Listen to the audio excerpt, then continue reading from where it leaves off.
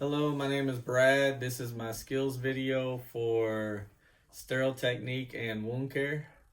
First, we're going to start off by making sure that it's ordered for the patient to get the wound bandage changed and everything. Once we verify that, we'll go to the room with all the supplies and we'll provide privacy, and we'll verify it's the right patient by name and date of birth. We will explain to them that we're going to change the wound, the bandage, and we're going to rate their pain. If they are in pain, then we'll give them some pain meds and then wait probably 30 minutes or so and then come back to change the dressing. Once all that's taken place, we'll come in the room, hand hygiene, we'll apply gloves, and then we're going to remove the bandage from the wound. We'll get a bag to throw it all in, and we'll cuff it up to where we can just lay it in there and then pick it up. We'll start by taking the tape off.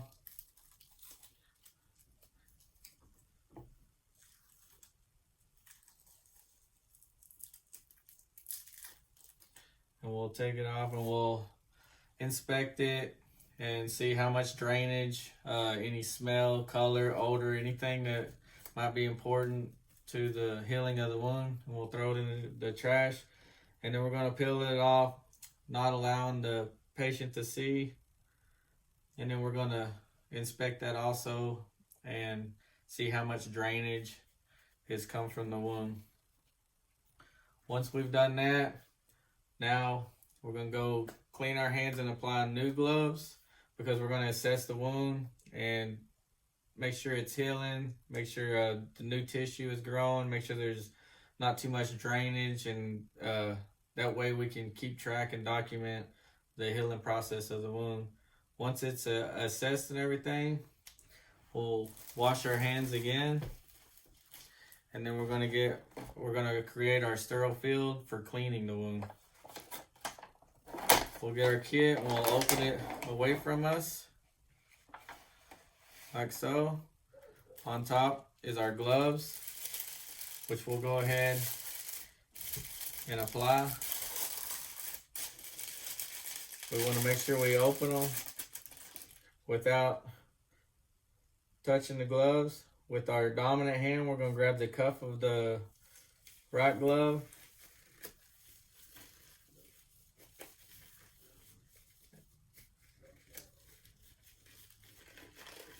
and apply the glove.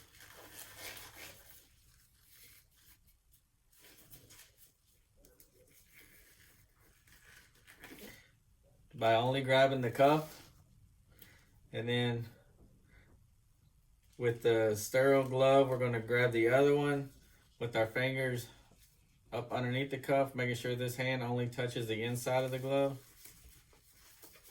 Then we'll work it on our hand, and our hands are sterile.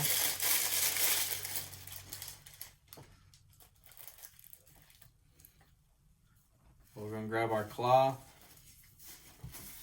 for our sterile field. Once our sterile field is in place, we don't want to reach over it. We want to limit talking, so nothing is coming out of our mouths onto the sterile field. We want to try to keep it waist level, and we don't want to turn away from it or anything. We want to, make sure our sterile field stays sterile. And then an inch all the way around the sterile field is what we would usually consider contaminated. Everything inside is sterile. So inside our container, we can place the things that we need.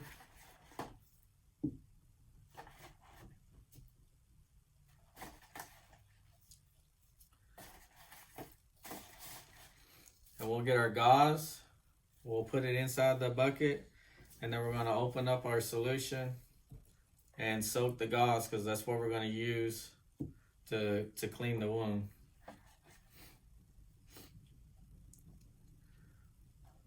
With the gauze soaked, we'll clean the wound in one motion if it's a long incision or anything like that, or if it's a circle, we'll go from the inside out, and then we'll one swap, and then we'll throw that piece of gauze away without reaching over our sterile field. So we'll one wipe, discard, and we'll keep doing that until the wound is clean all the way and proper. And then afterwards, we'll dry the edge of the wound, not the inside of the wound. We want it to be a little bit moist, which helps the healing process. Once that's clean and everything's good, we're gonna bandage it back up. We'll place our bandage on there,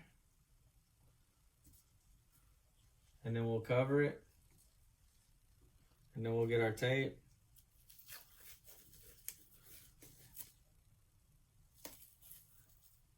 And you want to go about 1 inch or so past the edge to make sure that it stays secure on there. Dun, dun, dun.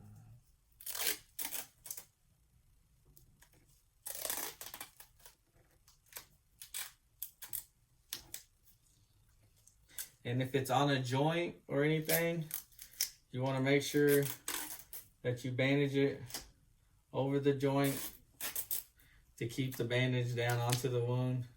That way, if there's any drainage and everything, it's not going down the limb or anything like that. Once the bandage is applied, we're going to remove our gloves. Hand hygiene, we're going to apply more gloves, and then we'll clean up our area. And we're going to discard it